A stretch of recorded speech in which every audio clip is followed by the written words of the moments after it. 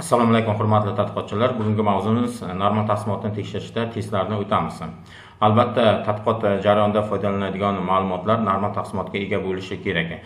Normal taqsimotni aniqlashda ikki xil ko'rinishda aniqlash mumkin. Birinchisi grafik usuli orqali normal taqsimotni ko'rishimiz mumkin.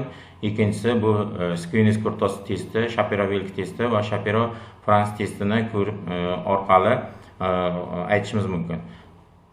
Ushbu jarayonda biz dastlab talablarga binoan o'sha qishloq xo'jaligi faoliyatida eksperimental tadqiqot olib boruvchi tadqiqotchilar uchun tadqiqotchilar tomonidan ma'lumot berilgan edi. Shu bo'yicha bir video dars qiling degan edi. Shu bo'yicha video dars qilyapman. Ya'ni bu yerda tadqiqot jarayonida kartoshkaning hosili olingan, kartoshkaning gullash davri olingan. O'rtacha bu yerda 23,70 sentner tashkil qilyapti. Qaysiki bu eksperimental tadqiqotda bu 16,2, maksimum 30,8 sentner tashkil qiladi. Gullash davri bu 9 kundan 19 kungacha davom etgan. Albatta, normal taqsimotning grafikini ifodalashda birinchi boshlaymiz. Miqdor ko'rsatish uchun normal taqsimotni aniqlanadi, biroq ikkilik va yoki kategorik o'zgaruvchilar uchun bu normal taqsimot grafikidan foydalanish yaxshi ish bermaydi. Buni bizlar histogram orqali normalitni chiqarish orqali amalga oshirsak bo'ladi. Ya'ni ushbu jarayonda ko'rinib turibdiki, ya'ni bu yerda nisbatan normal taqsimotga egaligini ko'rishimiz mumkin. Ikkinchi jarayonda esa bu yerda histogram gullash davri frekuensiyalar va normal chizig'i bilan chiqaradigan buyruqni beryapmiz. Bunda ham ko'rinib turibdiki, bu yerda ham nisbatan normal taqsimotga ega bo'ladi. Ya'ni bu normal taqsimotga ega bo'lishligi biz regressiyada chiqarilgan o'sha yerdagi koeffitsient natijani biz o'rtachaga nisbatan aytamiz. Ya'ni o'rtachaga nisbatan izohini beramiz. Ushbu izohni berish jarayonida ma'lumotimiz normal taqsimotga ega bo'ladigan bo'lsa, ya'ni bu eng quyi ko'rsatkichdagi respondent uchun ham, eng yuqori ko'rsatkichdagi respondent uchun ham bu o'rtachaga nisbatan aytishimiz bu to'g'ri bo'ladi. O'z navbatida xatoliklarning kamligiga olib keladi.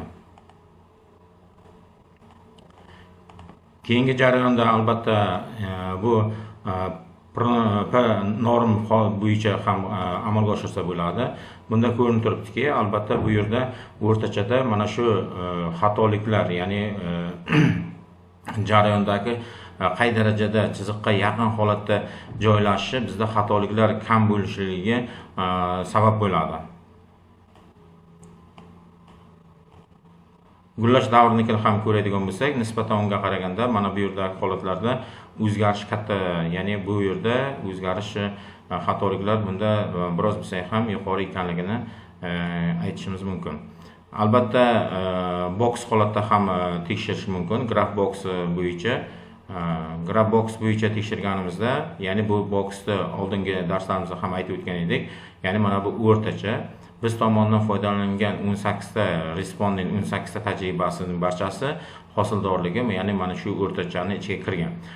Ayrim holatda boxdan graph boxda yurtganda bu o'rtacha mana shu chiziqdan tashqarida nuqtalar qoladi. Albatta u yerda normal taqsimotga ega bo'lmaganligini bizlar aytishimiz mumkin. Shu o'rinda aytishimiz mumkinki, ya'ni bu narsani ikkita grafikda, ya'ni hosil bilan gullashda bitta umumiy grafikda ifodalash mumkin. Buning uchun graf 2 replace deb turibdi, ya'ni nom beryapman. Ikkinchisini esa yuritamiz. Bunga gullash davrida name graf 3 deb replace deb turibdi, nom berilyapti. Ya'ni buni ham ko'rishimiz mumkinki, o'rtachadan biz tomonidan foydalangan respondentlarning barchasi o'sha box ichida joylashgan. Bu degani normal taqsimotga ega deganini ifodalash mumkin. Shu ikkita yuqoridagi grafikda bittada ifodalash mumkin. Bitta chizmada ifodalash mumkin. Agar ko'radigan bo'lsalaringiz, yuqoridagi grafik ikkalasi ham bitta chizmada. Bu jarayonda 4 ta yoki 6 ta yoki 8 ta chizmani ham xuddi shunday qilib turibdi, graf combine sifatida ifodalash mumkin. Endi keyingi jarayonda e'tiborli jihati Squenis-Kurtos testi. Squenis-Kurtos testini albatta ushbu chizma bilan bir izohlab ko'ramiz. Ya'ni Squenis deganda bu og'ish nuqtasi, ya'ni og'ishi e'tibor beradigan bo'lsalaringiz, ya'ni bizlar yuqorida aytdikki, mingga nisbatan, ya'ni o'rtachaga nisbatan bizlar koeffitsiyentlarni ya'ni regressiya qilgandan chiqqan natijani izohini yozamiz. Ya'ni o'rtacha shunchaga oshishi yoki kamayishi deb turibman. Bunga ko'radigan bo'lsak, men bu yerda, ya'ni bu yerda Squeezda muammo bor, ya'ni ma'lumotlarda muammo borligini ko'rsatish mumkin. Bu normal hisoblanadi, chunki ikki tarafdagi holatda ham o'rtachaga nisbatan aytiladi. Albatta, mana bu jarayondagi minimum eng kichik nuqtadagi respondent bilan, ya'ni bu yerdagi holatdagi respondentni biz ushbu mingga nisbatan, o'sha regressiya tahlil natijasiga nisbatan bevosita biz tahlilni aytsak, bu albatta xatoliklarning kam chiqishi natijasida bu jarayonda izoh unga ham tegishli bo'ladi. Masalan, daromati kam bo'lgan, daromati misol uchun 2 million bo'lgan odam bilan daromati 200 million bo'lgan odam, ya'ni biz o'rtachaga nisbatan aytadigan bo'lsak, o'rtachadagi holat bo'yicha biz tomonidan berilgan izoh qaysi biriga tegishli, ya'ni bu yerda 2 millionlikka ham tegishli bo'lmay qolishi mumkin yoki 200 million so'mlikka ham tegishli bo'lmay qolishi mumkin. Ya'ni ushbu jarayonda albatta bu yerda Squeezga alohida e'tibor beriladi. Bu jarayonda ham albatta bu o'ng tarafda pozitiv hisoblangan mean o'rtacha hisoblanyapti. Albatta bu jarayonda mean yoki bu o'rtachasi bo'lgani maqsadga muvofiq hisoblanadi. Kurtoz esa bu albatta uning balandligi, ya'ni biz balandligini adabiyotlarda aytadiki, ya'ni 3 gacha bo'lgani maqsadga muvofiq hisoblanadi deydi. Ya'ni 3 gacha bo'lishi talab etiladi. Undan yuqori bo'lishligi albatta bu yerda multikollinerlikni olib keladi. Ya'ni bu yerda mean, ya'ni o'rtachada deyarli barchaning masalan yosh nuqtai nazardan oladigan bo'lsa 22-23 yosh bo'ladigan bo'lsa, buning balandligi juda ham yuqori bo'lib ketadi. Ya'ni bu yuqori bo'lib ketishligi albatta bunday jarayonda bizlarda multikollinerlikni ham keltirib chiqarishi mumkin. Shuni bizlar testda Kurtoz Squeez Kurtoz testini ko'rib chiqamiz. Albatta Squeez Kurtoz testida bu yerda gipoteza qo'yiladi. Nol gipoteza o'zgaruvchilar normal taqsimotga ega. HA alternativ gipoteza esa o'zgaruvchilar normal taqsimotga ega emas. Buni yuritamiz. Ya'ni buni yuritganimizda e'tiborli jihatiga qaratiladigan joy mana shu hisoblanadi. Probability, ya'ni ehtimolligiga qaratiladi. Albatta bu jarayonda ehtimolligi agar pi qiymat 1%likda, 5%likda, 10%likda statistik ahamiyatga ega bo'lmasa, biz nol gipotezani qabul qilamiz. Ya'ni ahamiyatga ega bo'lmasa, nol gipoteza. Demak, bu yerda ko'rinib turibdiki, bu yerda 97.4% bo'lyapti. Demak, bunisi ikkinchisi esa 57.7 bo'lyapti. Bu jarayonda testimiz 1% da ham, 5% da ham, 10% da ham statistik ahamiyatga ega bo'lmayapti. Demak, bunday holatda biz alternativ gipotezani inkor qilamiz, nol gipotezani qabul qilamiz. Ya'ni ma'lumotlar bu yerda normal taqsimotga ega ekanligini aytishimiz mumkin. Keyingi jarayonda Shapiro-Wilk testi hisoblanadi. Shapiro-Wilk testida ham Squeez Kurtoz testlari singari gipotezalar bir xil hisoblanadi. Ya'ni nol gipoteza o'zgaruvchilar normal taqsimotga ega, HA gipoteza o'zgaruvchilar normal taqsimotga ega emas. Ya'ni bu jarayonda qaraydigan bo'lsak, yuritamiz. Bu uchun Wilk hosildorlik var 1 var 2 o'zgaruvchilarimizni yuritamiz. Yuritganimizda ko'rinib turibdiki, bu yerda ya'ni 1% da, 5% da, 10% da statistik ahamiyatga ega bo'lmayapti. Demak, statistik ahamiyatga ega bo'lmaydigan bo'lsa, bizlar HA alternativ gipotezani inkor qilamiz, H0 gipotezani qabul qilamiz. Ya'ni H0 gipotezamiz nima edi? Gipoteza o'zgaruvchilar normal taqsimotga ega. Demak, ushbu hosil va gullash nomi ostidagi o'zgaruvchilar normal taqsimotga ega ekanligini ko'rishimiz mumkin. Keyingi testimiz bu yerda albatta Shapiro-Francis testi hisoblanadi. Bu ham yuqoridagi aytilgan testlar kabi gipotezalar bir xil hisoblanadi. Buni ham yuritamiz. Yuritganimizda ko'rinib turibdiki, bu yerda 1%da, 5%, 10%da statistik ahamiyatsiz bo'lib chiqdi. Bu yerda alternativ gipotezani inkor qilamiz, H0 gipotezani qabul qilamiz. Ya'ni H0 gipotezamiz bu yerda o'zgaruvchilar normal taqsimotga ega.